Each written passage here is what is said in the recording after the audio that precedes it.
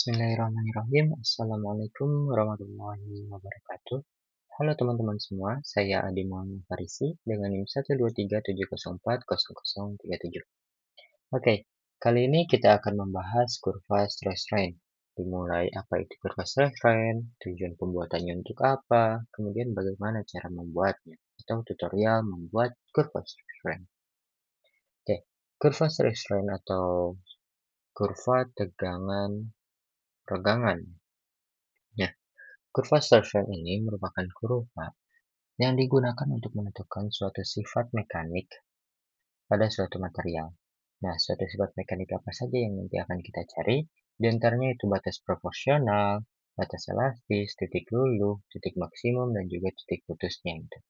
Nah, nanti metode yang akan kita gunakan yaitu metode uji tarik pada suatu material. Nah, material yang kita uji, kita dapat asumsikan bahwa material tersebut berbentuk silinder atau berbentuk tabung. Ia memiliki lingkaran dan juga panjangnya, memiliki diameter dan juga panjang. Oke, kita langsung saja ke dalam bagaimana cara pembuatan kurva stress strain tersebut. Nah, untuk pembuatan kurva stress strain, hal pertama yang perlu teman-teman ketahui itu kita memerlukan banyaknya data mentah terlebih dahulu. Di antaranya, seperti yang sudah ditampilkan pada layar, itu ada data spesimen diameter, spesimen length, panjang, setelah diberi beban, nah yang ini, kemudian bebannya tersendiri. Oke. Nah, sebelum dilanjut, kita perlu mengetahui satuan internasional pada setiap parameter atau data yang ada pada layar ini. Nah, seperti diameter, dia termasuk pada skala panjang, yaitu satuan internasionalnya dalam satuan meter. Kemudian, spesimen length, dia bisa dapat pada satuan milimeter ataupun sentimeter. Kemudian beban, tentu satuannya sudah sesuai dalam satuan internasionalnya yaitu Newton. Nah, maka dari itu, kita perlu mengubah terlebih dahulu. Nah, ini kita lihat di sini spesimen diameter 6 mm, kita ubah terlebih dahulu pada satuan meter. Skala meter dengan satuan internasionalnya tadi itu meter. Nah, di sini berarti 6 mm dibagi 1000. Nah, ini dapatlah kita diperoleh satuan meternya. Kemudian untuk spesimen lengthnya, di sini tadi dikatakan bisa dalam skala milimeter ataupun skala sentimeter.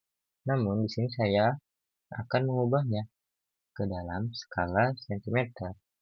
Kenapa demikian? Nah, ke dalam skala sentimeter berarti dibagi 10 ya. Kenapa demikian? Karena jika kita lihat data dalam milimeter, skala milimeter itu terlihat terlalu besar. Maka dari itu kita rubah ke cm untuk memudahkan pengamatan pada grafiknya nanti, pada kurva stression. Nah, kita bagi 10, diperoleh 11,5 cm. Nah, sebelum dilanjut lagi untuk mengolah data kurva stression strain, kita masih memerlukan data. Tadi kita asumsikan bahwa suatu material itu berbentuk silinder ataupun berbentuk tabung. Maka ia memiliki luas alas penampang permukaannya. Nah, di sini kita cari terlebih dahulu luas alas permukaannya. Nah, kita tuliskan, kita anggapkan di sini dengan simbol A0. Nah, luas permukaan awal. Nah, bagaimana cara mencarinya? Cara mencarinya kita dapat mencarinya dengan menggunakan rumus sama dengan P, buka kurung tutup kurung, dikali D, nah D yang ini ya, D, kemudian D kuadrat, dipangkatkan 2, D dipangkatkan 2 dibagi 4. Tadi kenapa dibagikan 4? Tadi karena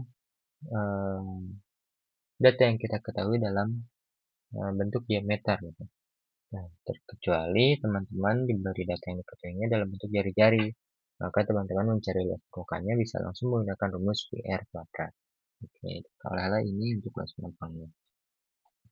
Nah, selanjutnya, nah ini panjang yang masih dalam skala milimeter, kita sesuaikan, dirubah juga menjadi panjang dalam skala sentimeter.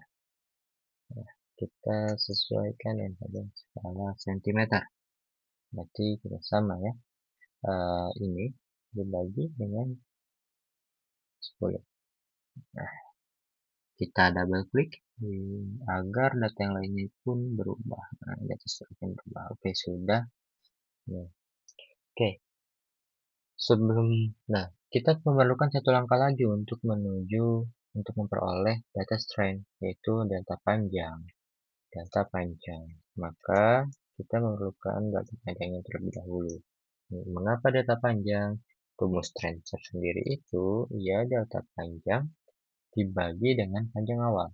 Nah, oke, dari situ kita memerlukan data panjang ya. Nah, data panjang dengan rumus panjang setelah diberi beban dikurangi dengan panjang awal. Oke, jangan lupa kita beri kunci di sini dengan simbol dolar ya.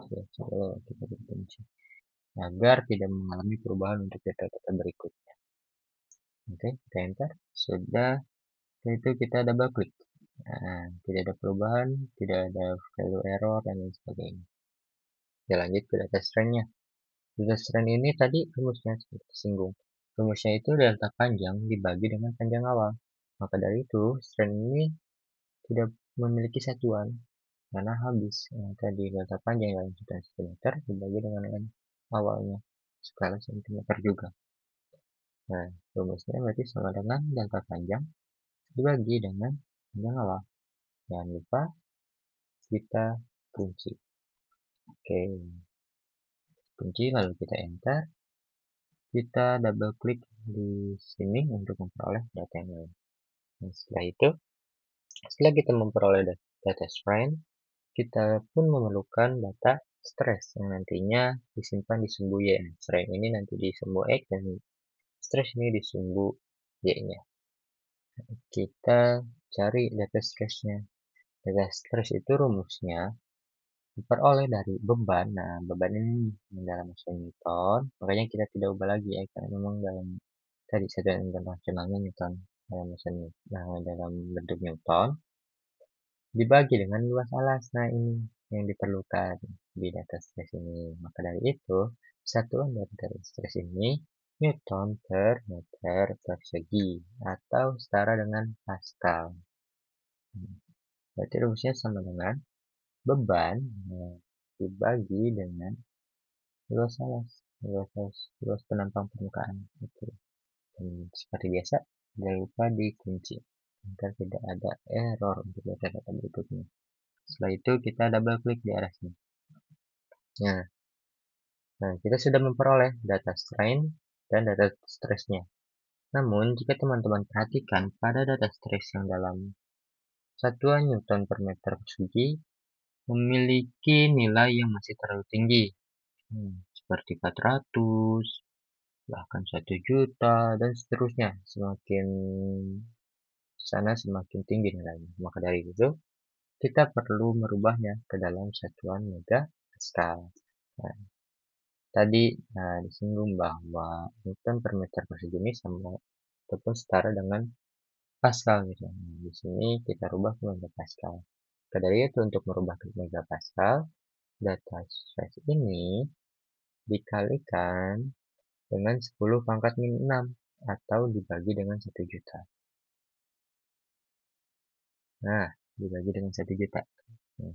Lalu kita double klik kembali. Klik, nah sudahlah kita peroleh data stress dalam satuan megapascal. Nah, inilah data-data yang digunakan untuk selanjutnya kita turunkan kepada kurva stress strain. Data apa saja? Tadi sumbu X-nya itu strain-nya, nah ini.